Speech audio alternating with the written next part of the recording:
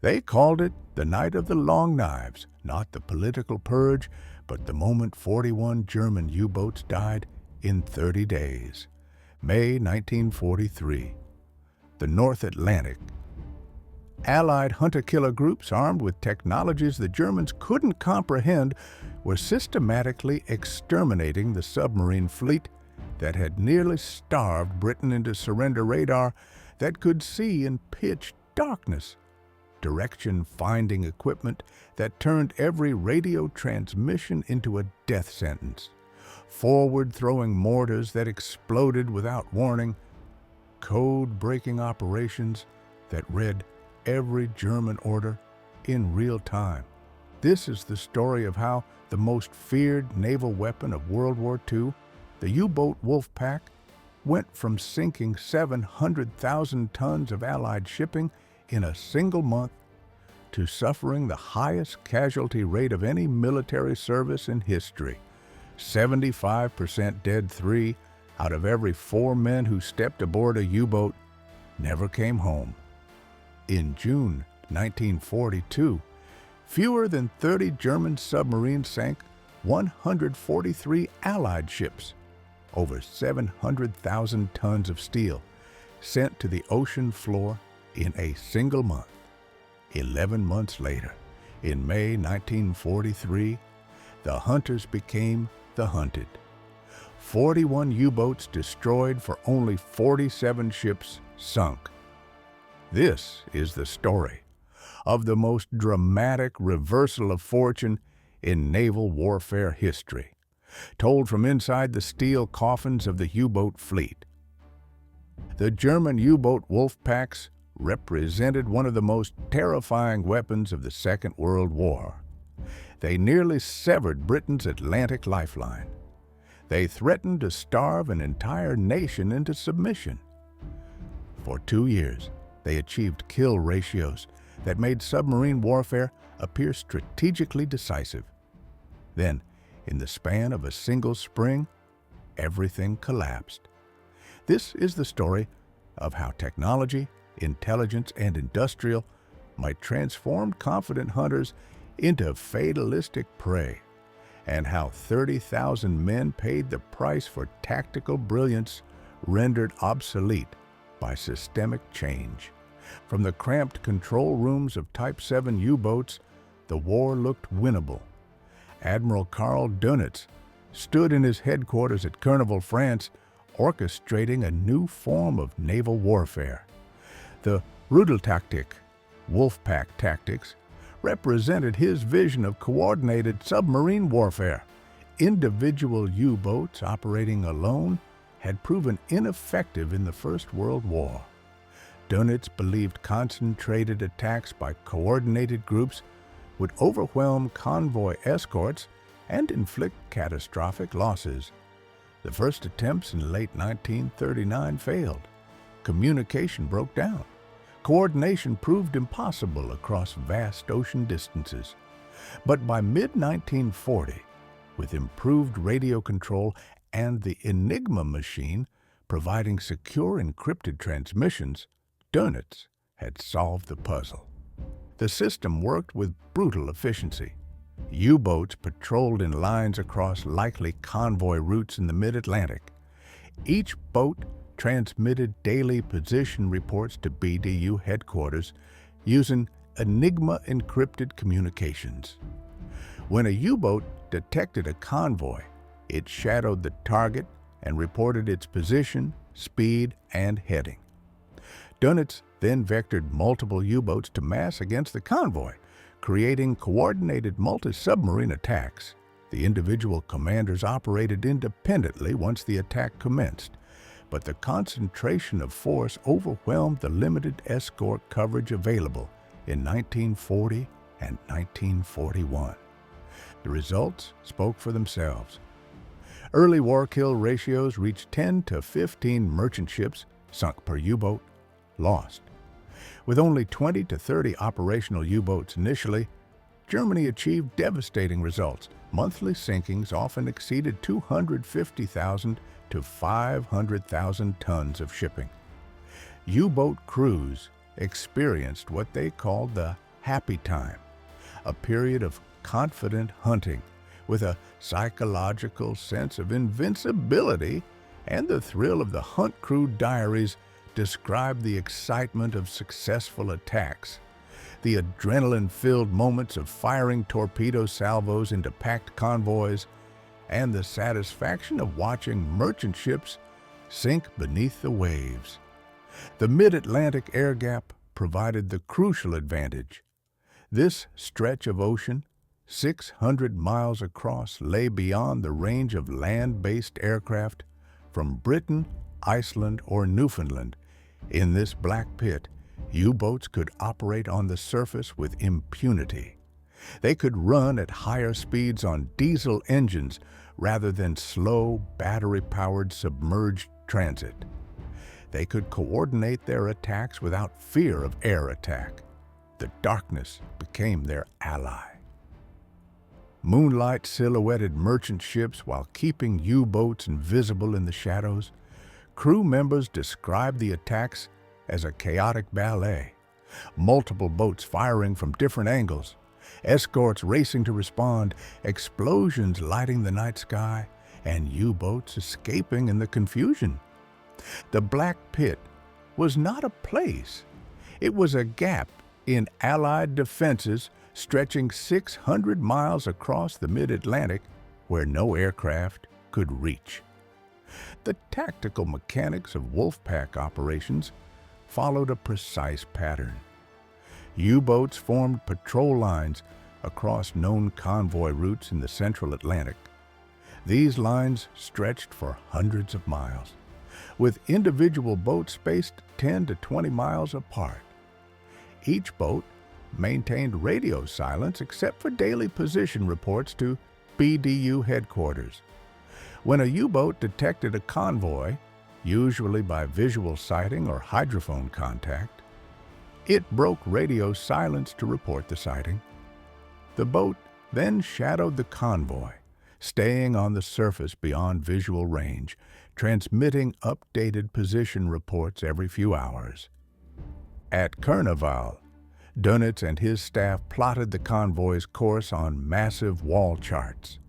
They calculated which U-boats could reach the target and issued movement orders via Enigma encrypted transmissions. The boats converged on the convoy like wolves gathering for a hunt. This concentration of force represented the core advantage of Rudel tactic. Instead of random encounters between individual submarines and convoys, the Germans created deliberate, coordinated mass attacks. Once assembled, the wolfpack attacked at night. U-boats approached on the surface using their low profile and the darkness for concealment. They positioned themselves on the convoy's dark side, the side away from the moon, so that merchant ships appeared as clear silhouettes while the U-boats remained invisible shadows. Individual commanders chose their own attack angles and targets. There was no tactical coordination during the actual attack. Each boat operated independently, firing torpedo salvos and then breaking away to reload and attack again. The limited escort coverage in the Black Pit meant convoys were vulnerable to being overwhelmed.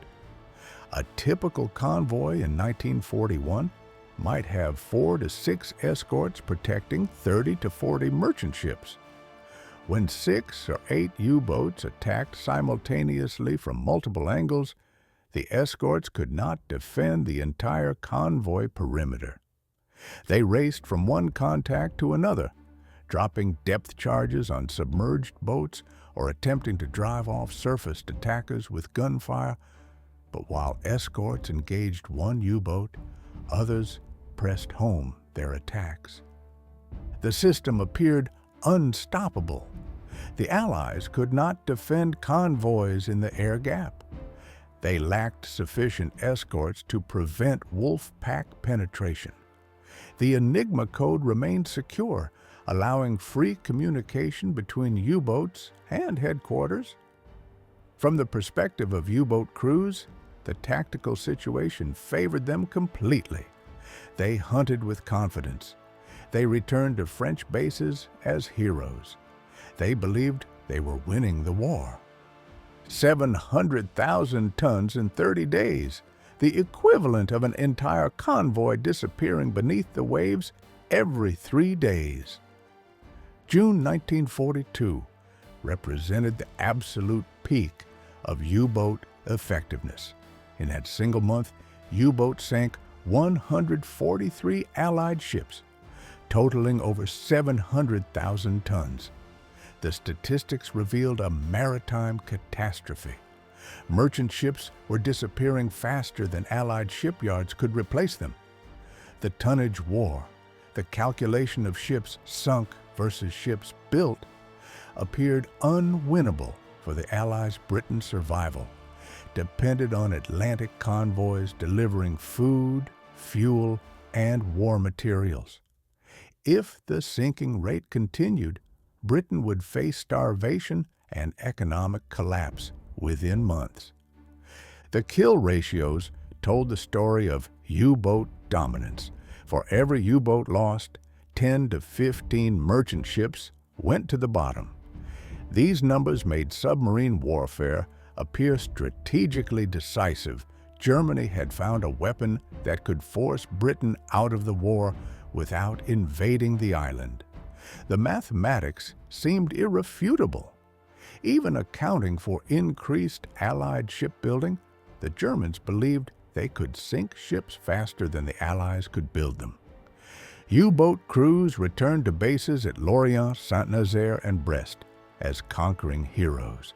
They were celebrated in propaganda films. They received medals and promotions. Their bases featured massive concrete submarine pens, bomb-proof bunkers that protected the boats from Allied air raids. The pens symbolized German confidence in the U-boat arm. These were not temporary facilities. They were permanent installations built for a long war of attrition in the Atlantic. The psychological impact on U-boat crews during this period cannot be overstated. They genuinely believed they were winning. Patrol after patrol brought successful attacks. Convoys seemed helpless. Escorts appeared incompetent. The mid-Atlantic remained a German hunting ground. Crew diaries from this period overflow with confidence. They described the thrill of the hunt, the satisfaction of successful torpedo shots, and the camaraderie of a winning service.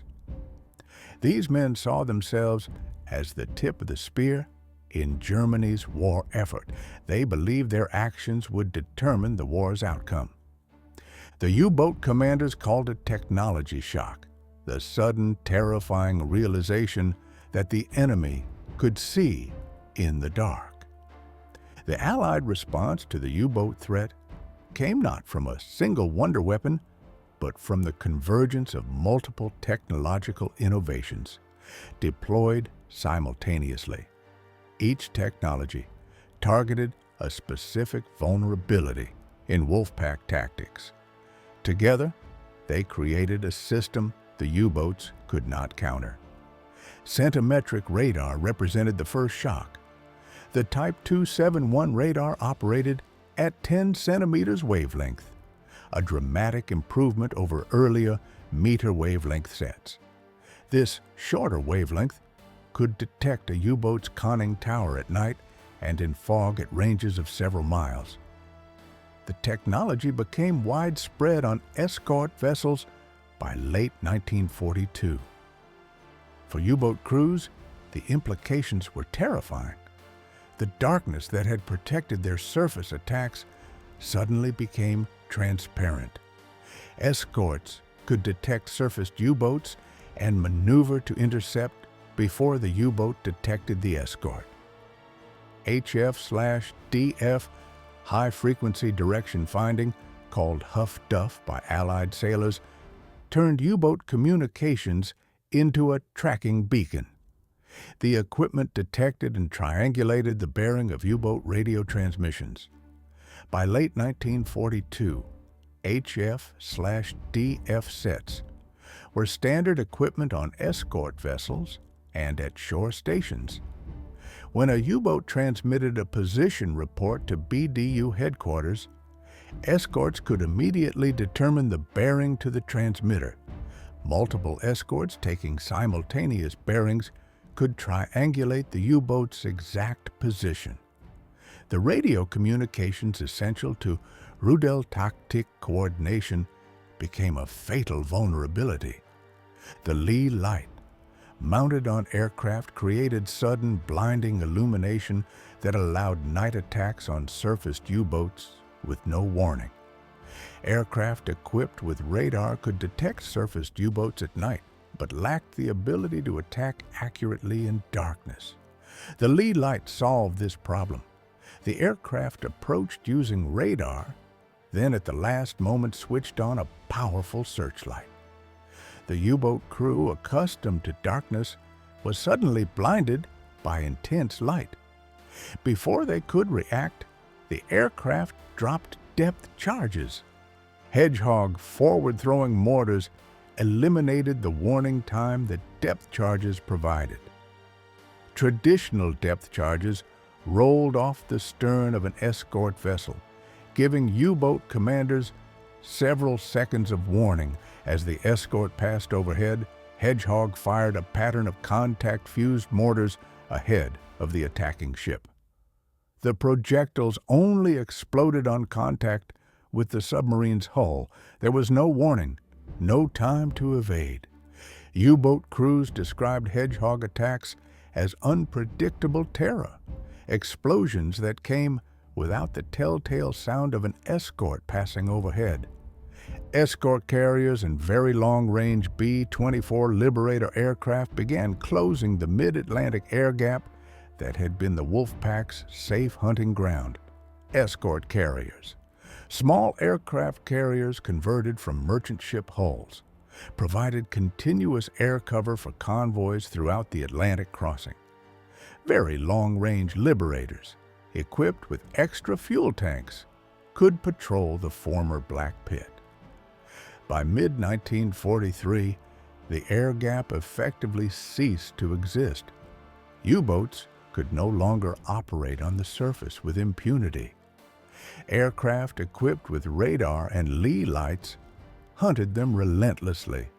In 30 days, the U-boat arm lost more submarines than in the entire previous year. And the crews who survived brought back stories of a new kind of warfare they could not fight.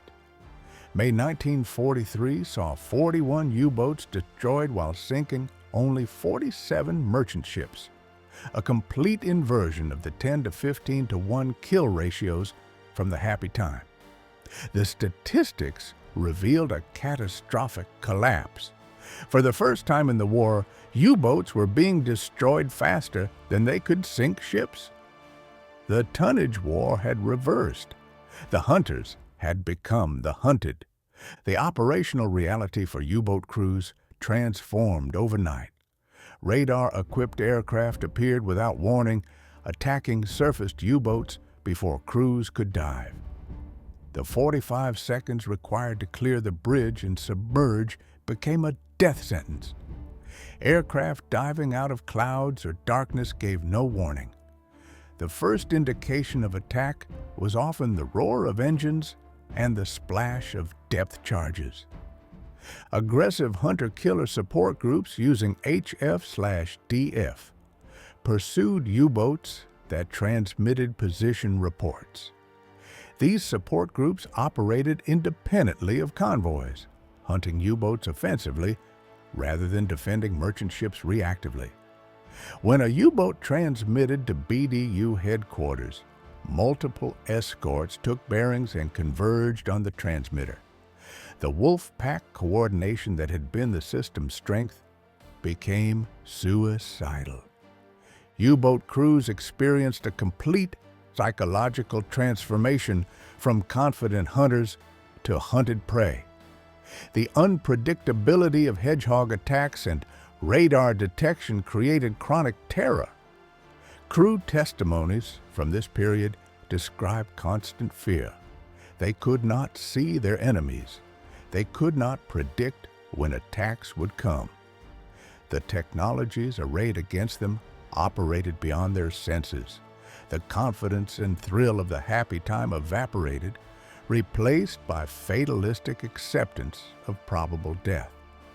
By the end of May, Dönitz made the unprecedented decision to withdraw U-boats from the North Atlantic convoy routes.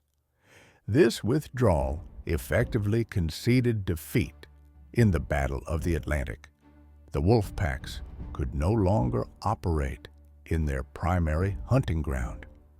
The mid-Atlantic, once the site of Germany's greatest victories, had become a killing zone for U-boats.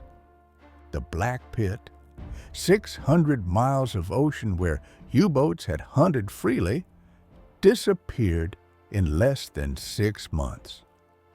The elimination of the mid-Atlantic air gap represented a fundamental shift in the strategic balance. Escort carriers provided continuous air cover for convoys throughout the Atlantic crossing. These small carriers operated 4 to 6 aircraft, enough to maintain constant patrols around the convoy. The aircraft carried radar, depth charges, and often lee lights. Their presence forced U-boats to remain submerged whenever aircraft were nearby. Submerged, U-boats could only make 7 to 8 knots. Slower than convoy speed, they could not overtake convoys to reach attack positions. They could not mass for coordinated attacks. Very long-range B-24 Liberator aircraft equipped with radar and depth charges patrolled the former Black Pit, making surface operations suicidal. These aircraft, equipped with extra fuel tanks, could patrol areas previously beyond aircraft range. They worked in coordination with convoy routing, patrolling ahead of convoys, and along their flanks, a U-boat attempting to reach an attack position would encounter aircraft long before reaching the convoy. U-boats could no longer safely transit on the surface to reach patrol positions. This forced extended submerged operations that reduced effectiveness and increased crew exhaustion. Batteries drained quickly when running submerged. Crews had to surface frequently to recharge batteries using diesel engines, but surfacing invited air attack. The operational tempo became unsustainable. Boats spent increasing amounts of time hiding rather than hunting.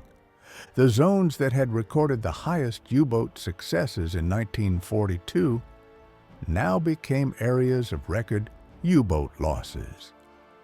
The mid-Atlantic, once a safe hunting ground, became the most dangerous area for U-boats.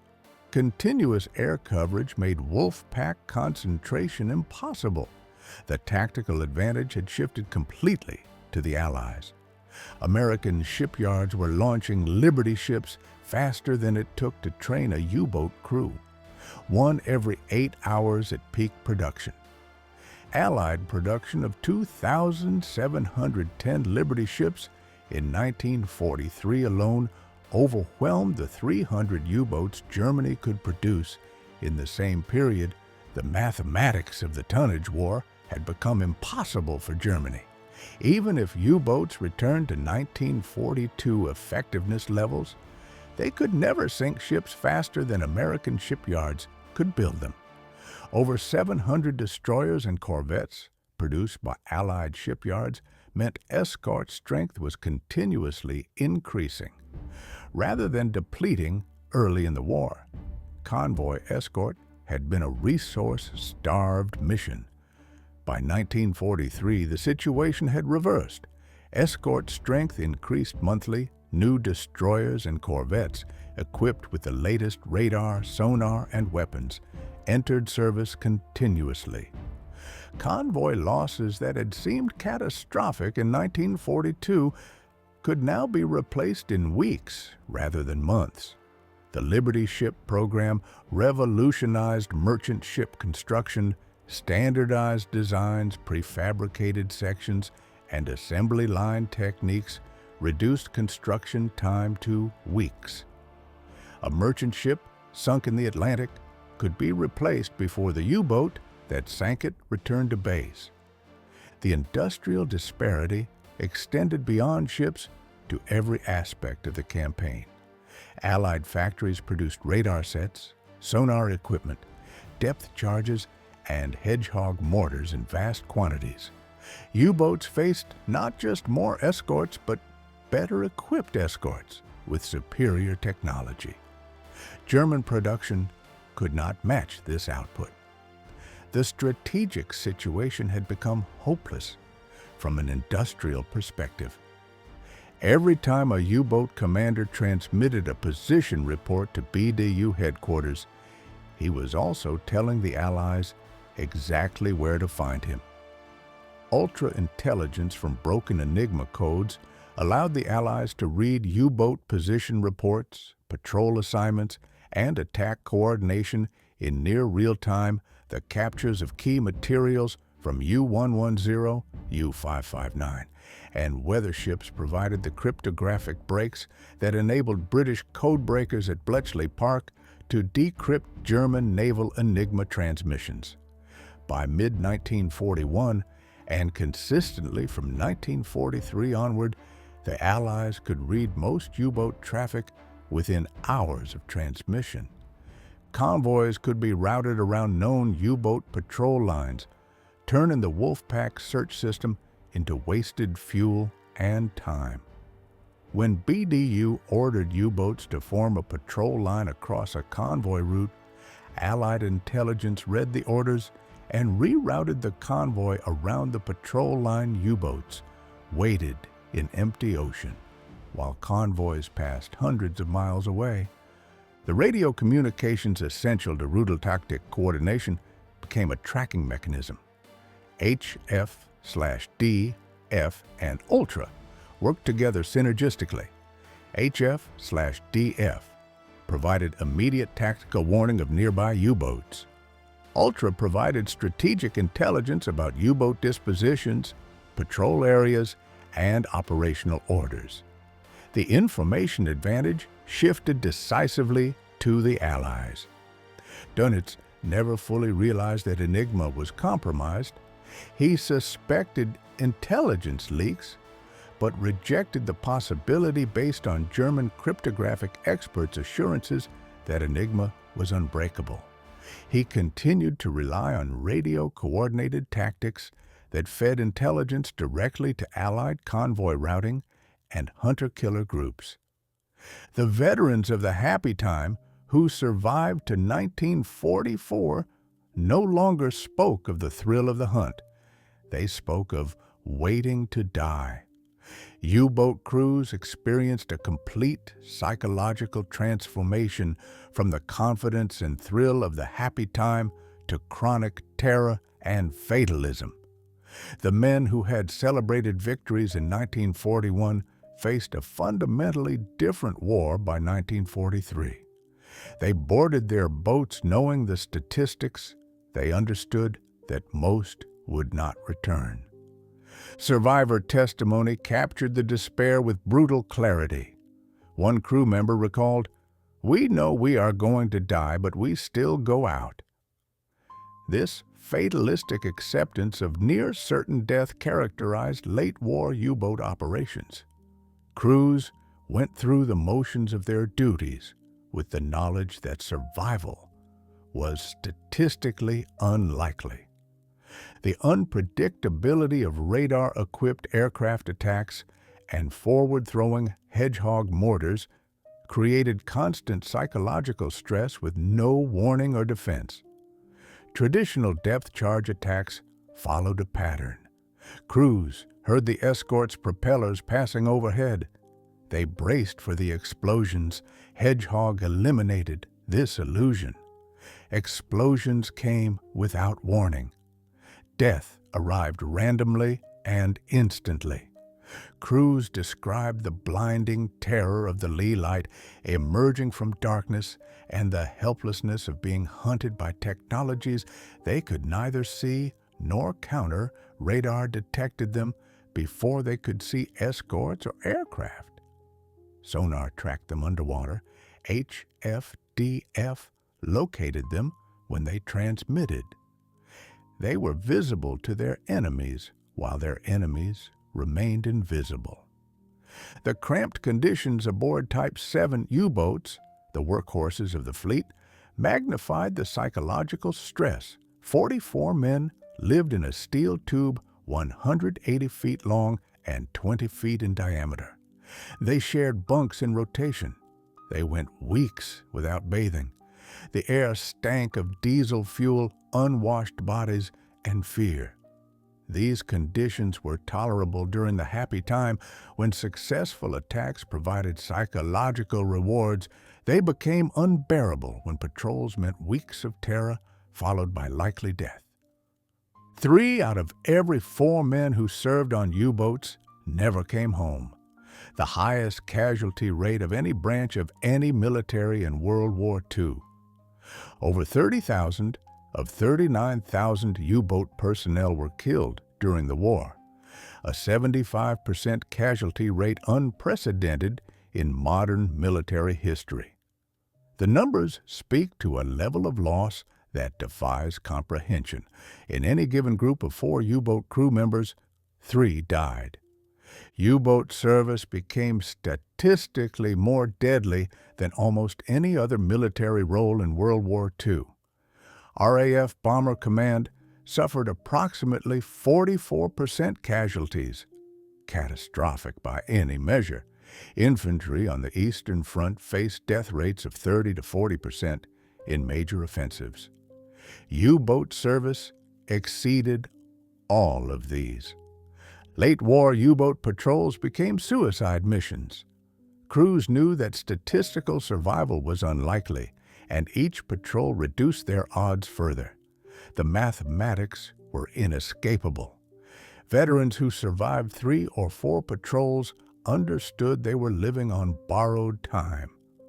The casualty rate reflected not just tactical defeat, but the complete obsolescence of the submarine as a surface-operating commerce radar against radar and air power. The Type 7 U-boats that formed the backbone of the fleet were designed for surface operations with crash dive capability for emergencies against radar and aircraft. This design became a death trap. Even as the casualty reports mounted, Dönitz continued sending crews to sea, his tactical rigidity unable to adapt to a form of warfare that had fundamentally changed. Karl Dönitz continued to rely on rudal tactic coordination and radio communication even after Black May demonstrated these tactics were suicidal. The evidence was overwhelming. Yet Dönitz persisted in ordering wolfpack operations. His faith in the system he had created blinded him to the reality that technological change had rendered his tactics obsolete. Tactical rigidity and micromanagement from BDU headquarters prevented individual commanders from adapting to local conditions and new Allied capabilities. Dönitz maintained tight control over U-boat operations, issuing detailed movement orders and coordinating attacks from headquarters. This centralized control became a fatal weakness when it prevented commanders from exercising initiative to counter new Allied tactics and technologies. Dönitz's continued faith in Enigma security sent crews into combat with the assumption that their communications were secure. He investigated the possibility of compromise, but rejected it based on expert assurances that Enigma was mathematically unbreakable. U-boats continued transmitting position reports and receiving detailed orders via radio, all of which the Allies read in near real time. The failure to develop effective countermeasures to radar, adapt to submerged operations, or acknowledge the fundamental shift in naval warfare prolonged the slaughter of U-boat crews. Germany did develop the snorkel, a device that allowed diesel engine operation while submerged at periscope depth, but deployed it too late and in insufficient numbers. The Type 21 U-boat, a revolutionary true submarine design with high submerged speed and endurance, entered production too late to affect the war's outcome. By 1945, the U-boat fleet that had once threatened to sever Britain's Atlantic lifeline had been reduced to a broken force, its crews sacrificed to a form of warfare that technology had rendered obsolete. The same crews who had celebrated sinking 700,000 tons in June 1942 were 11 months later being hunted to extinction in the same waters. The U-boat fleet's transformation from achieving 10 to 15 to 1 kill ratios to suffering 75% casualties represents one of the most dramatic reversals in military history. The arc from dominance to defeat occurred in less than a year. The speed of the collapse makes it even more remarkable. The convergence of radar, sonar, code-breaking air power, industrial production, and tactical adaptation created a system the U-boats could not counter. No single technology defeated the wolfpacks, but the combination of all these factors simultaneously created an integrated system that addressed every U-boat capability and exploited every vulnerability. Wolfpack tactics that had seemed strategically decisive in 1942 became obsolete death traps by 1943. Radio coordination became a tracking beacon. Surface mobility became a fatal vulnerability. Concentration of force became concentration of targets. Every advantage the wolfpacks had possessed reversed. The Battle of the Atlantic was ultimately won not by any single innovation, but by the integration of technology, intelligence, production, and tactical evolution that overwhelmed the U-boat fleet's ability to adapt. The Allies created a comprehensive system that operated at every level. This systemic approach proved unstoppable.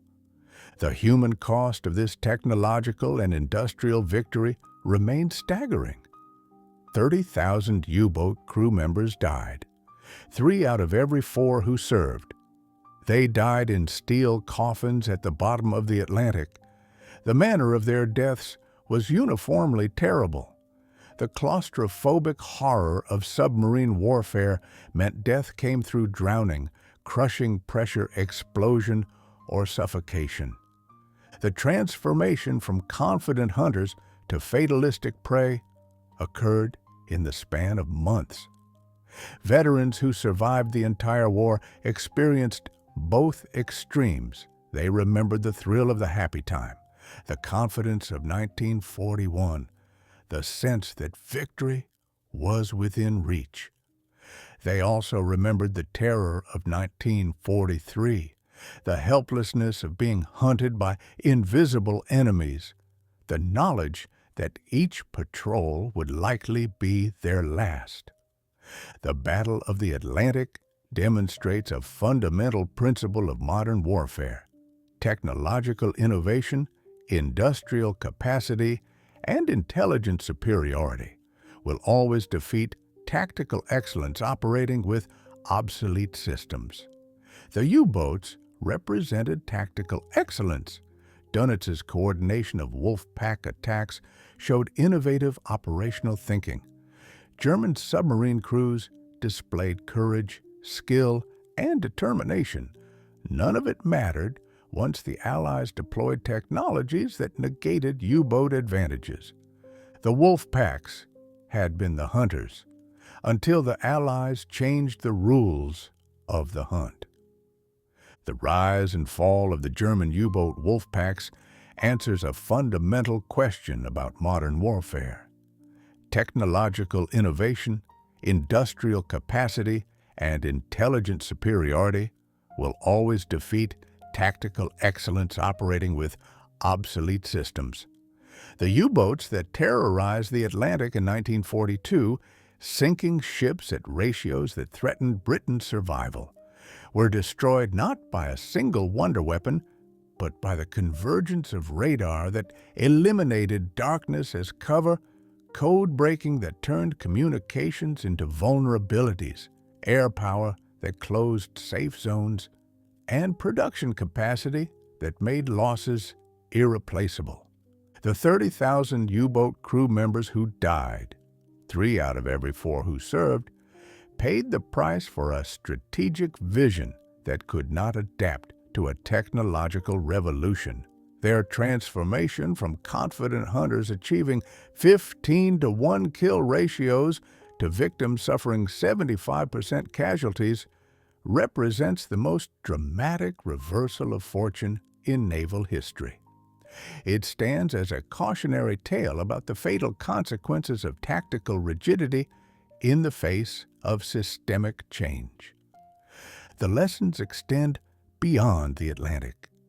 Any military force that achieves dominance through tactical innovation faces the same risk. The advantage lasts only until the enemy develops countermeasures. The side that adapts faster, innovates more effectively, and mobilizes greater resources will prevail. The U-boat wolfpacks dominated for 2 years. They were defeated in 2 months.